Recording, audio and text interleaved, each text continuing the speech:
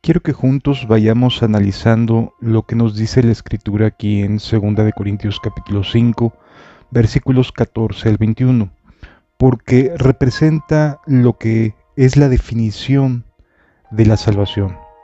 Muchas personas hoy en día no saben qué es la salvación, no la pueden explicar, tampoco pueden apelar a la Biblia para que la Biblia explique por sí misma lo que es la salvación. Así que en esta ocasión, en 2 Corintios, se nos enseña qué es la salvación. Por eso es tan importante que aprendamos a que sea Dios el que nos responda. Porque si nosotros nos acercamos tratando de que la Biblia explique lo que yo creo que es la salvación, quizás se encuentre algunos pasajes, algunas pinceladas de lo que puede ser, pero no de la manera en que la palabra de Dios nos describe esta maravillosa obra de misericordia que Dios tiene a favor de las personas que se arrepienten y creen en el Evangelio. Dice la Escritura en la segunda carta a los Corintios, en el capítulo número 5, versículos 14 en adelante: porque el amor de Cristo nos constriñe. Y vaya que si nos constriñe, porque haber dejado el cielo, haber dejado su trono, su gloria, las alabanzas de los ángeles, el estar completamente en paz, el haber dejado el cielo y haber venido a la tierra, nacer en el lugar menos saludable para poder nacer, un establo, en las condiciones más precarias, y después ser un objeto de amenazas de muerte, tener que salir huyendo, ser un exiliado, como lo fue Jesús desde el principio que nació, cuando Herodes manda matar a los niños. Es decir, de verdad, a veces no alcanzamos a comprender este gran amor que tuvo Jesús o que tiene por cada uno de nosotros. Por eso Pablo dice es que el amor de Cristo nos constriñe. Esta palabra significa que nos compunge, nos invita a cambiar. Cuando uno ve el amor de Jesús, no podemos seguir siendo los mismos, no podemos continuar justificando lo injustificable, no podemos llamarle a lo malo bueno y a lo bueno malo. Cuando vemos que Jesús abandonó su trono, abandonó su gloria para venirnos a enseñar por dónde andar y en qué camino seguir, y para venir a morir en nuestro lugar y resucitar al tercer día, esto es algo que necesitamos entender. El amor de Dios, cuando de verdad entendemos el amor de Dios por nosotros, no podemos seguir siendo iguales, porque el amor de Cristo nos constriñe. Pensando esto, cuando uno coloca el amor de Dios en nuestras mentes, entonces sucede algo. Este pensamiento inunda todo, que si uno murió por todos, luego todos murieron. Y efectivamente, amados, así sucede en la vida de una persona. Cuando entendemos que Jesús murió, también nosotros morimos al pecado, también nosotros morimos a las pasiones y los deseos. Luego todos murieron y por todos murió, para que los que viven ya no vivan para sí. Esta verdad, hermanos, es algo que en el mundo del evangélico, en nuestro mundo cristiano, no se entiende, ni siquiera se cree. La gente no cree que esto suceda. Estas verdades no son predicadas y por lo tanto las personas se sorprenden y no creen en esto que Dios está diciendo, que el sacrificio de Jesús provoca, promueve, nos constriñe, nos empuja a ya no vivir de la misma manera, a ya no vivir para nosotros mismos, sino para aquel que murió y resucitó por nosotros. Amados, estamos tan acostumbrados a que nos digan de manera muy superficial las cosas. Queremos estar sintiendo, queremos las emociones, queremos que nos hagan sentir que somos cristianos, etc. Y la verdad es que cuando nos predican un amor como el de Cristo, cuando nos confronta el amor de Jesús, es imposible que querramos seguir haciendo lo malo. Simple y sencillamente se vuelve algo detestable el pecado. No se piensa siquiera en justificarlo, mucho menos se piensa en tratar de darle algún tipo de entendimiento. La gente que realmente está viendo el amor de Dios simple y sencillamente no puede seguir siendo pecadora. Cambia, porque Jesús en su amor brilla tanto. Es un encuentro tan maravilloso, tan lleno de bondad, que simple y sencillamente no hay lugar para pensar que se puede seguir haciendo lo malo y no pasa nada. Es absolutamente falso pensar que la gente no cambia cuando realmente se encuentra con el Señor Jesucristo. Y por todos murió para que los que viven ya no vivan para sí, sino para aquel que murió y resucitó por ellos. Y así es, amado. El amor de Cristo provoca que vivamos para Él. El amor de Cristo provoca que dejemos de hacer lo malo y aprendamos a hacer lo bueno. El amor de Cristo provoca que busquemos la santidad sin la cual nadie verá al Señor. El amor de Cristo produce en nosotros un cambio radical y verdadero. De manera que nosotros de aquí en adelante nadie conocemos según la carne. ¿Qué tan seguro está Pablo de que el amor de Dios transforma, que dice, de aquí en adelante nosotros no conocemos a nadie según la carne, sino, y aún si a Cristo conocimos según la carne, ya no lo conocemos así? De modo que si alguno está en Cristo, si una persona de verdad ha experimentado este amor, si una persona de verdad ha entrado en este estado de gracia, las cosas viejas pasaron. Es una nueva criatura. Las cosas viejas pasaron.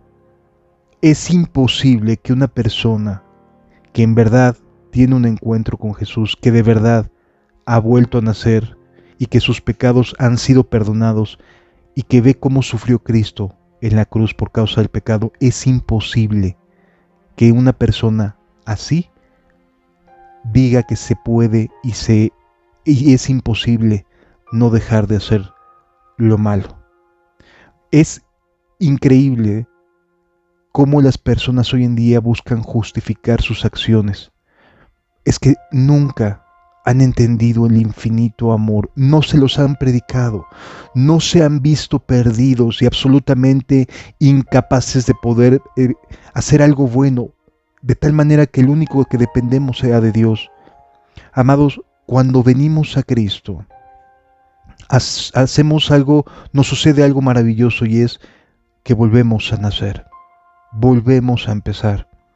Entonces Pablo podía decir que cuando el amor de Cristo nos constriñe, dejamos de vivir para nosotros y ahora vivimos para aquel que murió y resucitó por nosotros. Y esto provoca una condición nueva, un estado desde adentro del corazón nuevo. Cuando Jesús nos enseña la historia acerca del publicano y el fariseo, no sé si te acuerdas. En esta historia Jesús nos narra que dos hombres suben al templo a orar. El uno era fariseo y el otro era publicano. Los dos suben a orar y el fariseo oraba consigo mismo de pie en el templo diciendo: Padre, te doy gracias porque no soy como los otros hombres que son esto y aquello, y tampoco soy como este publicano que está a mis espaldas. Yo hago esto, ayuno 2 veces a la semana, doy limosna, hago esto, hago aquello. Esa persona, cuando se acerca con Dios, no va a regresar justificada. ¿Por qué razón? Porque no podemos presentarnos ante Dios como si fuéramos merecedores de algo. No merecemos absolutamente nada. No somos dignos de nada. Somos los más indignos, somos los más merecedores del infierno. Cuando un ser humano no entiende su condición real delante de Dios, difícilmente va a poder entender la obra tan milagrosa que se genera en el corazón. Este fariseo se acerca y coloca sus buenas acciones delante de Dios, lo que ha hecho bien, hace esto, va a la iglesia, etcétera, hace bien. Y en cambio vemos que el publicano estaba de lejos y ni siquiera se atrevía a levantar la cara y decir algo, solamente desde lejos decía, sé propicio a mí, pecador. Por supuesto que el publicano recibe el perdón. Y cuando el publicano recibe el perdón, no vuelve a ser la misma persona. Amado, cuando alguien es perdonado por un pecado o por varios pecados, como en el caso de la salvación, de una vida de maldades, cuando viene este perdón, esa persona no va a volver, no puede volver a ser el mismo, porque ese perdón genera un cambio de magnitudes colosales en el corazón de ese ser humano. Por esa razón hoy en día vemos tantos fracasos en la vida cristiana, porque no se les ha presentado a Cristo muriendo en la cruz, porque no entienden que cada latigazo y cada borbotón de sangre es castigo justo de la ira de Dios acumulada por nuestros pecados.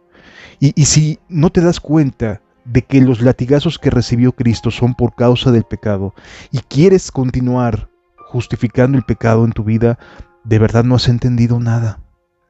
La Escritura nos enseña que somos nuevas criaturas por medio de la fe en Jesús. Continúa diciendo la Escritura, y todo esto proviene de Dios. No hay nada que nosotros hayamos promovido, no hay nada en nuestras manos están putrefactas, nuestras manos están sucias, somos personas que no valemos un ápice. Sí nos ganamos el infierno a pulso, eso es lo único que hemos ganado. Pero Dios reconcilió consigo mismo por Cristo y nos dio el ministerio de la reconciliación, que Dios estaba en Cristo, reconciliando consigo al mundo, no tomándoles en cuenta a los hombres sus pecados, y nos encargó a nosotros la palabra de la reconciliación. Amado, ¿cómo puedes decir, o cómo le puede decir una persona a otra, yo estoy reconciliado con Dios, cuando lo sigues ofendiendo? ¿En serio? ¿Te atreves a llamarte cristiano, profanas su nombre? Así que somos embajadores en nombre de Dios, como si Dios rogase por medio de nosotros. Os rogamos en nombre de Cristo, reconciliaos con Dios.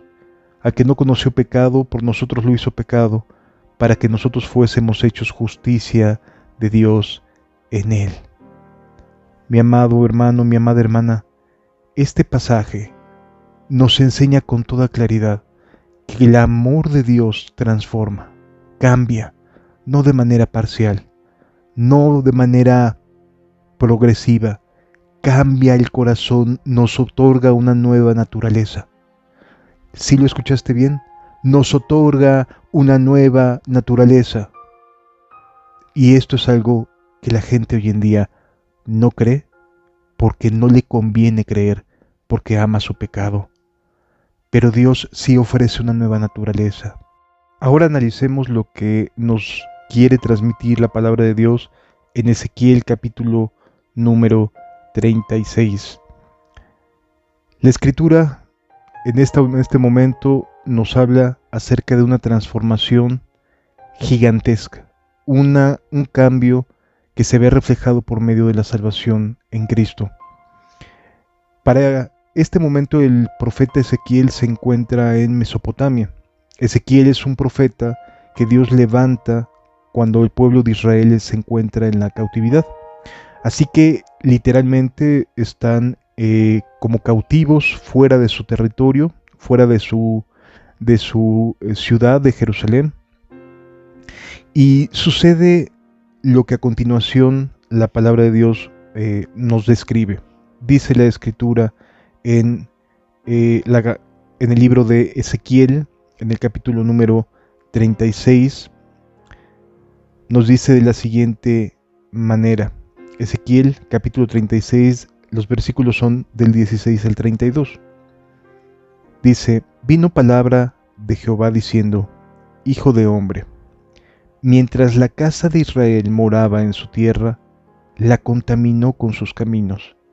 Eran personas que aunque provenían de la promesa de Moisés, que eran personas que tenían esta maravillosa descendencia del pacto, esta maravillosa promesa de Dios, no estaban caminando bien con Dios. Eran personas que habían contaminado con su manera de actuar, habían sido mal ejemplo a la gente que le rodea, a sus hijos, a las ciudades vecinas, y entonces contaminaron con sus caminos y con sus obras. Dice la Escritura, como inmundicia de menstruosa fue su camino delante de mí. Es decir, una persona sucia, una persona que no se asea. Sí, es lo que nos trata de transmitir la palabra de Dios. Para Dios, los caminos de Israel, de su pueblo, son como los de una persona que no tiene aseo, que no tiene higiene, que no se cuida, que no está guardando su pureza o no se está limpiando. A eso se refiere con como inmundicia de menstruosa fue su camino delante de mí. Imagínate que tú vas en un transporte, en un colectivo, y se sube una de estas personitas que lleva mucho tiempo sin bañarse, maloliente. ¿A poco te quedas ahí oliendo lo que despide de su ropa o por su falta de higiene? ¿No? De hecho, lo que primero que produce es que la gente se aleje, que la gente se aparte. Bueno, es el mismo ejemplo que trata de transmitirnos Dios. Para Dios, su pueblo es como esta persona contaminada, como esta persona que no tiene higiene, que no tiene una buena limpieza y por lo tanto huele mal. A eso se asemeja los caminos del hombre, de la persona en este caso que tiene la Torá, que tiene la palabra de Dios, pero que no lo está viviendo. Es como una persona que se sube a un colectivo habiendo sin bañarse, sin la higiene necesaria, y obviamente genera un mal aroma a todo alrededor. Es básicamente la misma ilustración que nos trata de transmitir Dios. Dice que y derramé mi ira sobre ellos por la sangre que derramaron sobre la tierra. Ahora, ¿qué significa esto? ¿Que los israelitas, que los judíos eran homicidas? No, cuando se refiere a la sangre que se derrama en la tierra, significa los animales sacrificados de manera vana. O sea, animalitos que los judíos acostumbraban, como nos dice Isaías en el capítulo 1, acostumbraban ir y sacrificar, pero sin un cambio en el corazón. Solamente lo hacían por mecánica, porque tenían que hacerlo, por monotonía, por el deber de. Y entonces, de esa manera iban y sacrificaban el animalito como mero ritual, pero no había cambios en su vida, no se arrepentían realmente, sino que simple y sencillamente cumplían con los rituales que les pedía la ley de Moisés, y con eso creían que era más suficiente. A esa sangre derramada sobre la tierra se refiere Dios, a esa sangre inútil, a esos animalitos sacrificados, pero que no generaron ningún cambio en la conducta, en la manera de ver la vida de los israelitas, sino que simplemente eran rituales, asisto a la iglesia, llego, me siento, escucho, salgo, pero sigo siendo la misma persona. Es esa misma temática que tenían los israelitas con los sacrificios de animalitos, que le llama que la sangre de la tierra. Dice, y derramé mi ira sobre ellos. ¿Por qué? Por la sangre que derramaron sobre la tierra. Lo que hacían, los rituales que cumplían, no servían de nada. Ahí tienes a muchas personas que asisten a la iglesia, saben que están mal, van ahí al frente, lloran, termina la enseñanza, termina la administración, termina la consejería, salen para volver a hacer exactamente lo mismo. Eso genera justa ira de parte de Dios. Y derramé mi ira sobre ellos por la sangre que derramaron sobre la tierra, porque con sus ídolos la contaminaron. Les esparcí por las naciones, y fueron dispersados por las tierras.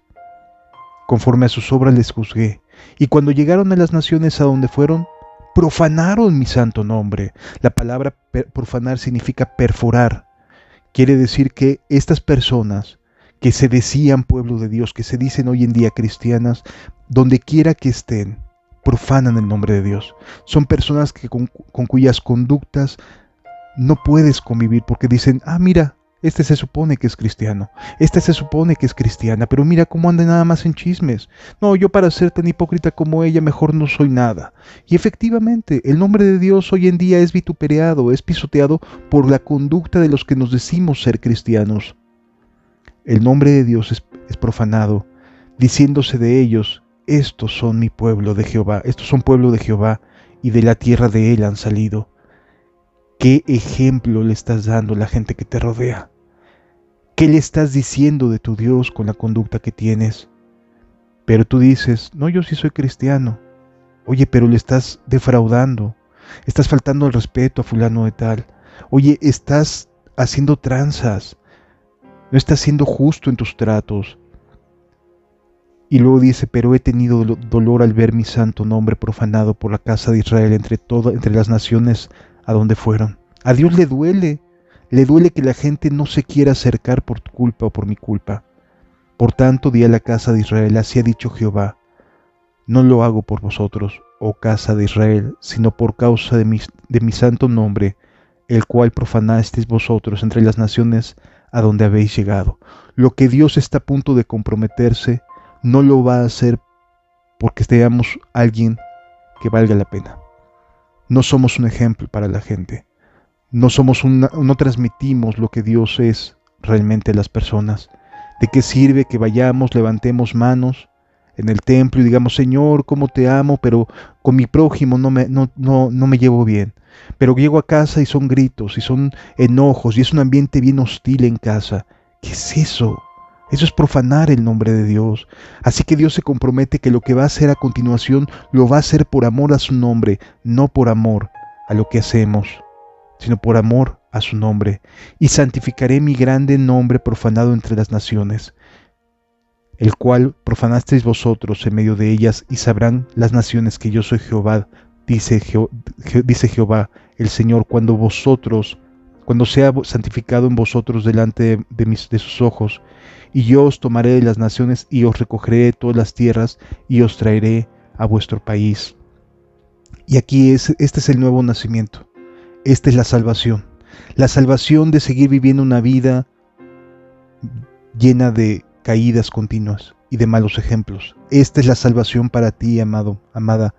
Esparciré sobre vosotros agua limpia y seréis limpiados de todas vuestras inmundicias.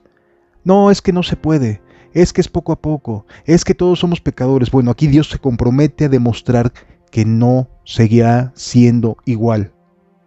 Así como lo oyes, Dios ya se cansó de las excusas, Dios ya se cansó de siempre tener que estar soportando las mismas cosas, de que la gente no se quiera acercar. Dios se compromete, por amor de su propio nombre, a que va a cambiar a partir de ahora. Os daré corazón nuevo y pondré espíritu nuevo dentro de vosotros, y quitaré de vuestra carne el corazón de piedra y os daré un corazón de carne, y pondré dentro de vosotros mi espíritu, y haré que andéis en mis estatutos y guardéis mis preceptos y los pongáis por obra. Habitaréis en la tierra que di a vuestros padres, y vosotros me seréis por pueblo, y yo seré a vosotros por Dios, y os guardaré de todas vuestras inmundicias, y llamaré al trigo y lo multiplicaré, y no os daré hambre. Multiplicaré asimismo el fruto de los árboles y el fruto de los campos, para que nunca más recibáis oprobio de hambre entre las naciones. Y os acordaréis de vuestros malos caminos y de vuestras obras que no fueron buenas, y os avergonzaréis de vosotros mismos por vuestras iniquidades. Claro, después de ver la misericordia que Dios está haciendo y reconocer dónde estábamos y qué estábamos haciendo nosotros, por supuesto que hay vergüenza. De verdad hay un arrepentimiento genuino. Y os avergonzaréis de vosotros mismos por vuestras iniquidades y vuestras abominaciones. No lo hago por vosotros, dice Jehová el Señor, sabedlo bien. Avergonzaos y cubríos de confusión de vuestras iniquidades, casa de Israel. Es decir, Dios está cansado de que se esté profanando su nombre, de que nos digamos cristianos y no estemos caminando como Cristo, de que nos digamos hijos de Dios, pero parezcamos más hijos del diablo. Dios ya se cansó, así que su compromiso es de salvación. ¿Y cómo va a traer esa salvación? Por medio de un cambio de corazón, por medio de un cambio de espíritu, esparciendo agua limpia sobre nosotros. Es una transformación real, no es una cuestión subjetiva, es una transformación de adentro hacia afuera. Y entonces sí, se puede caminar en santidad, porque sin santidad nadie verá al Señor.